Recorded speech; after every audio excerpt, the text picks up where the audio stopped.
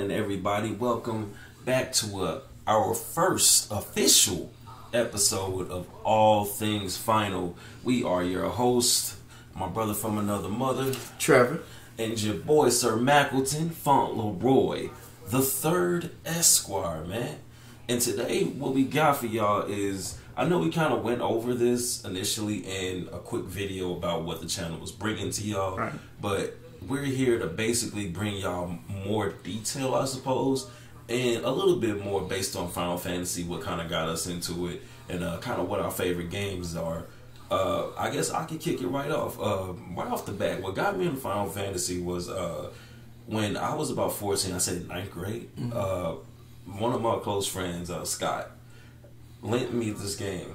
It was called Final Fantasy VII. I looked at it. It was just this raggedy, spiky, blonde-haired dude with this big-ass sword on his back, and I was like looking up at this building. And I'm just like, I don't play this shit.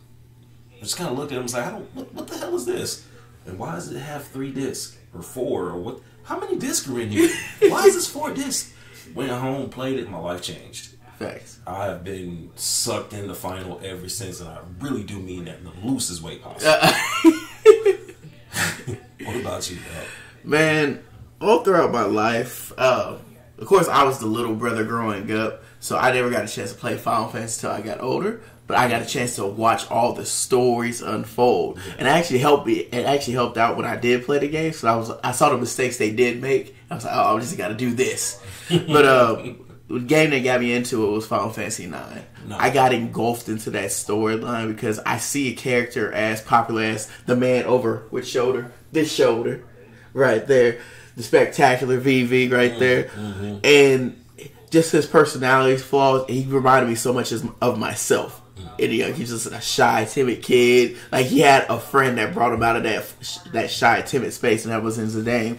And Final Fantasy IX really brought me into a space where I'm like, yo, whatever RPG is, this is the fuck I want to play. I don't know what an RPG the fuck is, but is this more of it? Yeah. Can I get that? So from there, I went from 7, and then I went to 8. Ironically, I didn't get to 9. Mm-hmm. I'm not sure. I kind of went over 9 and went right to 10. I think it's because I bought a PlayStation 2. Right. At the time, and 10 was just, the new thing. So as far as characters, would you say Vivi was your character you could relate to, or would it be somebody different? No, it would definitely be Vivi. Still be Vivi? Yeah.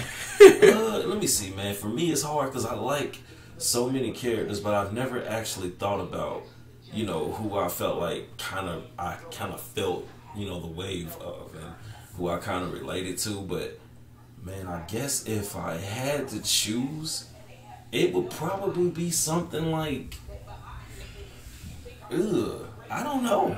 I would see you more of a Orin, because Orin's very stoic. He was very, wise. Orin's dead, though. Yeah. When that damn wise, his stupid ass. I was gonna attack a half-naked ass lady and think you gonna make that. I should put you right on your neck, oh dumb ass. But I see what you mean, man. Orin made sense. He was the guiding light, so to speak, in Final Fantasy X, and he was also right off the back. He was you already knew what he was. Mm-hmm. Powerhouse tank. You know what I'm saying? He was the warrior before the warrior was in 14. Only he had this giant ass sword. Yeah. So they just hung over his shoulder like, okay, motherfucker. Favorite Final Fantasy character? Man, that's hard. That is hard. If we're talking about character development, let's add some honorable mentions. Okay.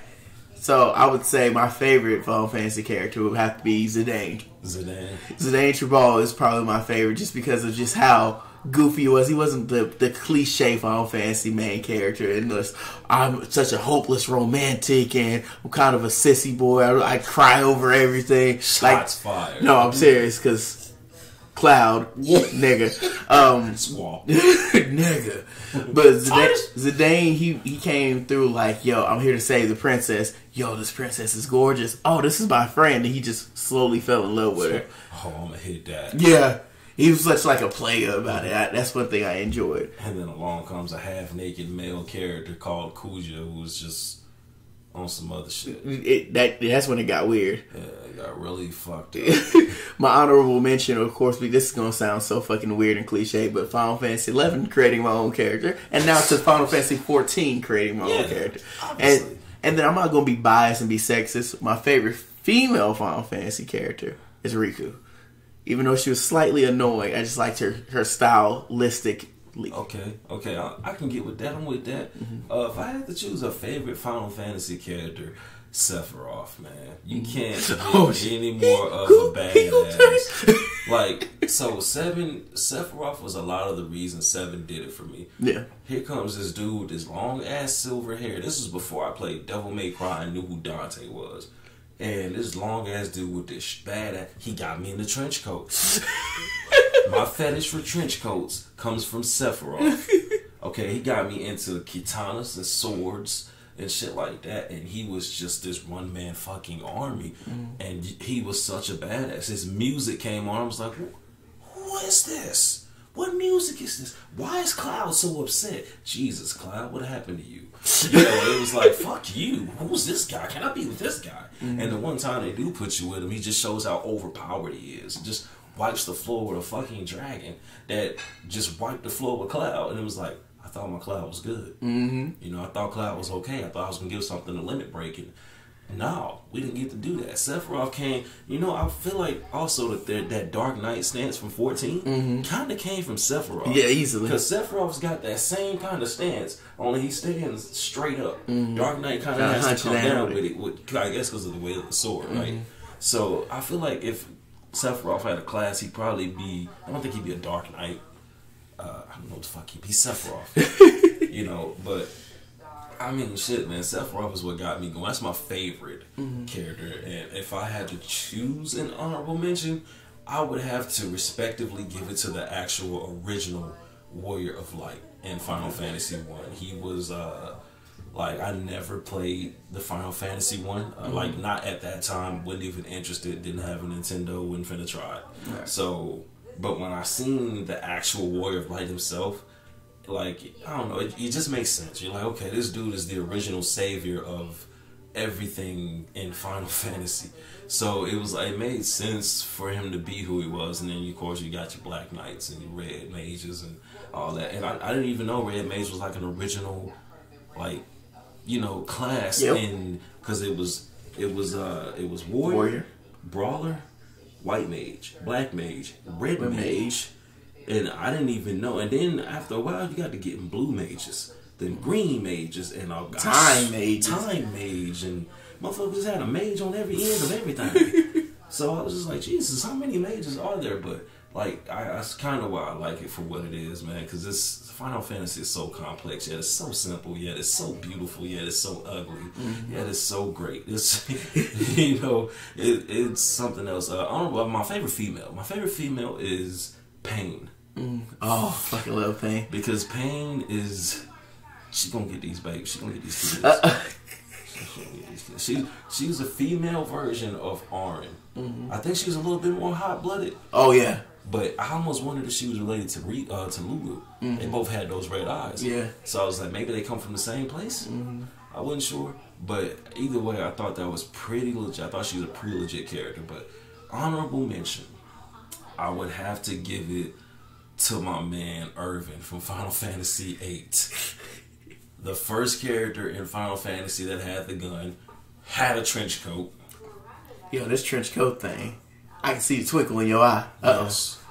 I mean, he was, and then he was also one of the few characters that, aside from Quistis kind of had it too, but she was like a blue mage, so it didn't really count for her. But he had that ammo game, where you had different kinds of ammo, and he was ready for whatever if you had the right kind of ammo. And he was a charmer, and he was smooth.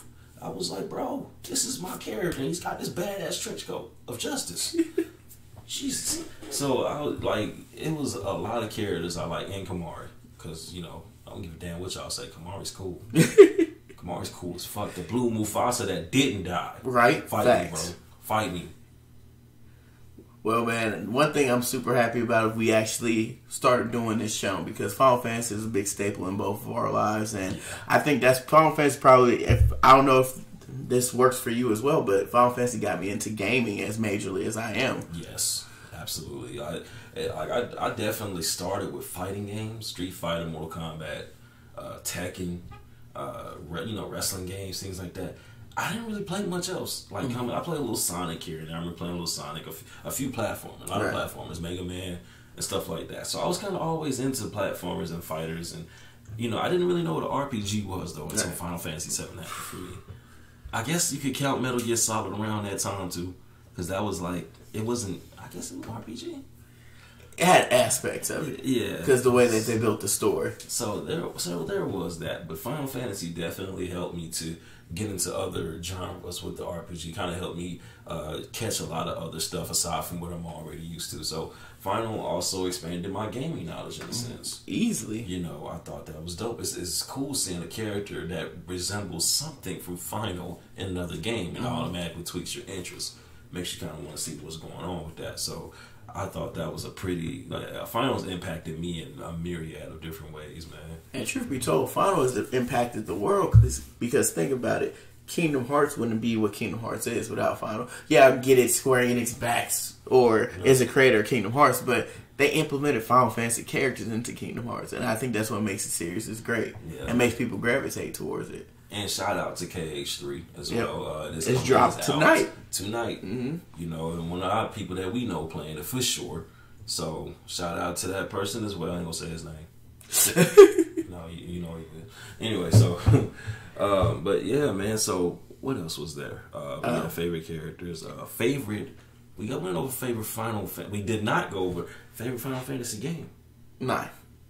Oh, that's right. I didn't answer that. Okay, so my favorite Final Fantasy game, normally I would have said 10. Because 10 was definitely, that's where I put all my hours into. Mm-hmm. But then there's a beautiful fucking game called Final Fantasy 14 came out. Ridiculously beautiful. Shout out to Stormblood. Shout out to Stormblood. And Shadowbringers is on the way. So that trumps everything as far as what I put into time. Man, I done put time, blood, sweat, tears, and money into this game. So I can't. This is my favorite game 14 of all time. Like 14, it is. Like this. Just what can you say about it? What can you not say about it?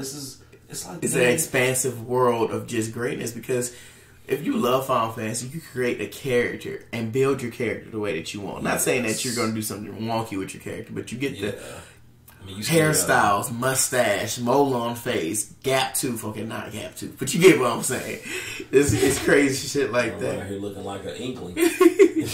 So they're like in that game, man. It's everything I wanted in a final game. You get to create your character. You get to choose a race, choose a class, and you don't have to be just one. You can be them all. You can be them all. You can try everything. They're trying something new in the Blue Mage, being our first limited job. I can't wait to see what this Gunblade class is going to do, if there is one. I would pray that there is, because right now I'm a samurai and I love the katana. Like I was just speaking, I love the katana, and I'm in a trench coat. So there's that. But when we get this Gunblade class, I don't feel like I'm gonna be able to trench coat with the Gunblade unless I get something a little different. But I feel like with the Gunblade, I'm gonna still wear a jacket, but it's gonna be shorter. So I might look a lot more like Squall with this one. I don't know. But, Cipher had a trench coat. So. And I would like to say thank you for being a part of this beautiful idea that we actually concocted a long time ago. I'm glad we're actually capitalizing on it, because I know a lot of people are fans of Final Fantasy, and we are super fans of Final Fantasy. So we're bringing you guys great content and also our ideas on how we feel about certain games. Just be ready. It's going to be action-packed. We're going to have some guests here soon, and we're going to actually do some playthrough of Final Fantasy games that we've either never played or want to play through again and just see how that goes. I mean, it's all happening on this channel, even if it's just dailies on 14. It's happening on this channel. So, man, with that, I think that's it, man. Yeah. You got anything else? Heck no, man. That's all the people need, right? That's it. Everybody need it. With that being said, man, we are your host, Trevor, and your boy, Sir Mackleton, Fauntleroy the Third, Esquire, man. And we are out, man. Y'all have a good night.